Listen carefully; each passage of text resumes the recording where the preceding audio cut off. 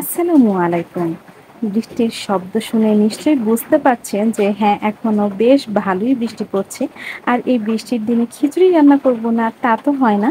তো বৃষ্টির দিনে খিচুড়ি রান্না করার প্ল্যানটাও করে ফেললাম হুট করেই। তো বাহিরে এত বাতাস হচ্ছে আর বৃষ্টি হচ্ছে। তো বারবারই আমি এগুলো দেখছি, বারবারই এদের কাছাকাছি থাকছি। তো আমি বৃষ্টি দেখতেই রান্নাটা শুরু করে দিয়েছি অলরেডি। তো শুরু থেকে আমি আর ভিডিও করিনি বৃষ্টি দেখাটা উপভোগ করতে। তো এখানে আমাদের বাসাতে বৃষ্টি হলেই একদম বেশ ভালোই পরিমাণ পানি জমে যায়। এই পানিটাতে আমরা সবাই নেমে একটু মজা করি। সব বাচ্চারাও অনেক মজা করে। এই পানিটা একটু পরে চলেও যায়।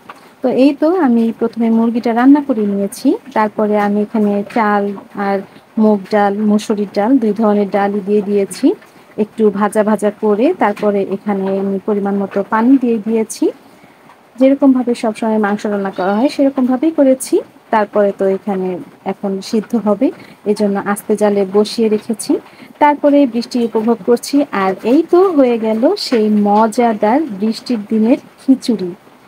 দেখেই অনেক লোভ লাগছে আমি জানি। এখানে আমি আচার নিয়ে নিয়েছি, তারপরে ডিম ভাজা নিয়ে নিয়েছি কচু পাতা ভর্তা, কালো জিরা ভর্তা আর পটল ভর্তা।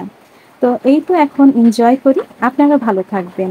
আল্লাহ হাফেজ। আসসালামু আলাইকুম।